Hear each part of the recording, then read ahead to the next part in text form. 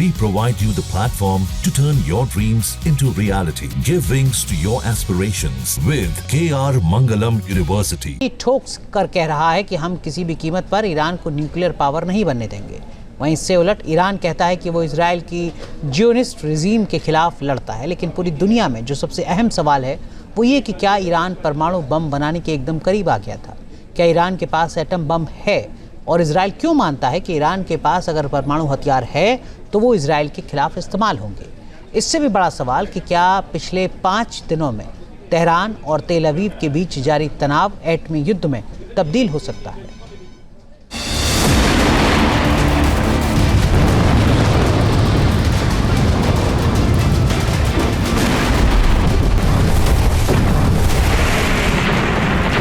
मध्य पूर्व के 2 देशों में जारी जंग भीषण होती जा रही है।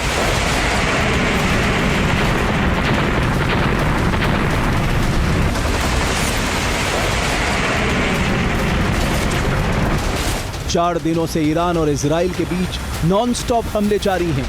इजराइल का दावा है कि उसने ईरानी एटमी प्रोग्राम को बड़ा नुकसान पहुंचाया है। शिया मुल्क के एटम बम बनाने के सपने को मिट्टी में मिला दिया है। वह ईरान भी पलटवार कर रहा है।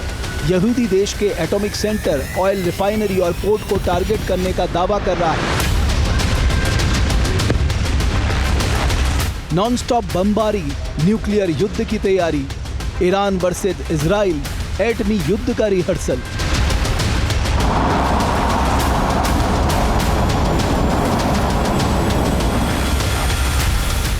तेल अवीव पर ऑपरेशन 2 प्रॉमिस 3 को अंजाम देने के बाद ईरान के हौसले बुलंद हैं। ईरानी मिलिट्री जनरलों का दावा है कि इजराइल को उसकी हिमाकत की मुकम्मल सजा दी जा रही है।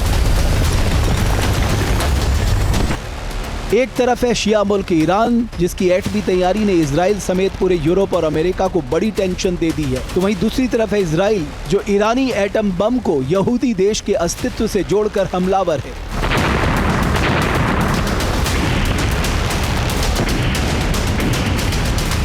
लेकिन अरब वर्ल्ड में धधक रहे इस घात प्रतिघात ने न्यूक्लियर वॉर का खतरा दुनिया में बढ़ा दिया है। 13 जून को इजराइल ने ईरान पर हमला बोला तो पलटवार करते हुए ईरान ने भी सैकड़ों मिसाइल इजराइल के ऊपर छोड़ दिया। आखिरकार क्यों दोनों देशों के बीच अदावत के पुराने पन्ने खुले पड़े हैं? और क्या रुख रहने वाला है रूस, चीन और अमेरिका का? क्या ये जंग महाविनाशक न्यूक्लियर वॉर की तरफ बढ़ रही है? इजराइल ने 13 जून को ईरान के खिलाफ ऑपरेशन राइजिंग लाइन शुरू किया था। ईरान पर 200 फाइटर जेट से हमला बोल दिया गया। इजरायली ऑपरेशन में ईरान के 14 वैज्ञानिक, 20 से ज्यादा मिलिट्री कमांडर मारे जा चुके हैं।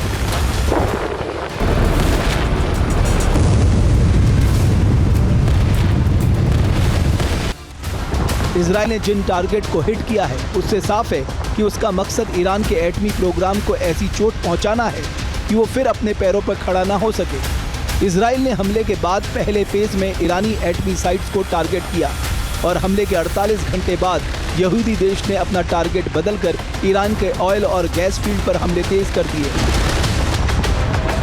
ईरान के न्यूक्लियर प्रोग्राम के 4 महत्वपूर्ण केंद्र हैं: इस्फहान, नतांज, बुशहर और फोर्दो।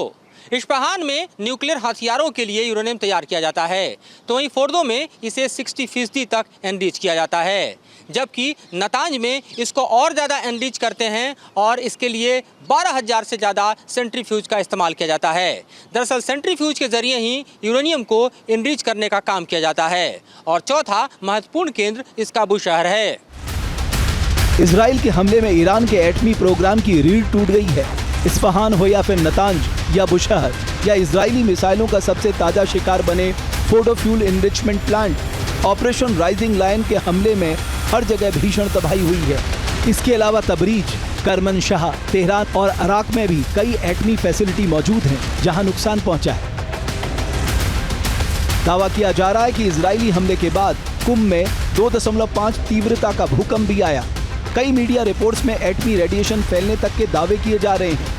तो क्या ईरानी साइलों में मौजूद ईरानी एटम बम या यूरेनियम का भंडार नष्ट हो गया है? क्या कुम में आया भूकंप ईरानी एटमी प्रोग्राम की बर्बादी का सबूत है? ईरान का आरोप है कि अमेरिका खुलकर इजराइल हमले का समर्थन कर रहा है।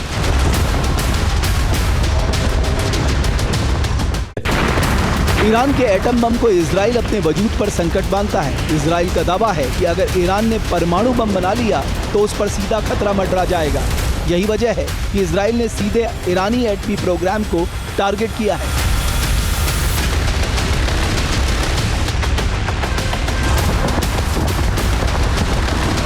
जहां भक्ति है हर शब्द में, कथाओं में छुपे हैं दिव्य रहस्य और ज्योतिष देता है जीवन को दिशा। धर्म से जुड़ी हर बातों को जानने के लिए हमारे चैनल स्तुति को सब्सक्राइब करें। चैनल पर जाने के लिए इस लिंक पर क्लिक करें।